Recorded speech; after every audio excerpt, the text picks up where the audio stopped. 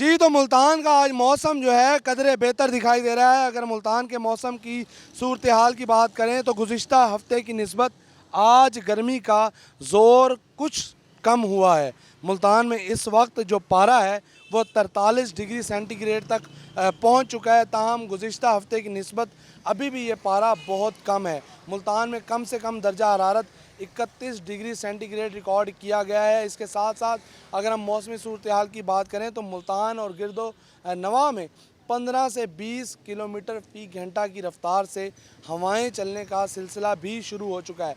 महकमा मौसमियात के मुताबिक आइंदा 24 घंटों के दौरान भी मुल्तान और गिरदो नवाह में बारिश के इम्कानात जो हैं वो इंतहाई कम बताए जा रहे हैं। ताहम हवाएं चलने से गर्मी का ज़ोर टूट चुका है। गुज़िश्ता हफ़्ते की हीट वेव की वजह से जो शहरी हैं वो शदीद मुश्किलात का शिकार दिखाई दे रहे थे। सफरी मुश्किलात थी और कारोबार ज़िंदगी के लिए काफ़ी ज़्यादा मुश्किलात थी, लेकिन आज हवाएं चलने से टेम्परेचर जो है वो कम हुआ है और इसी वजह से जो ट्रैफिक है वो भी रवां दवां है।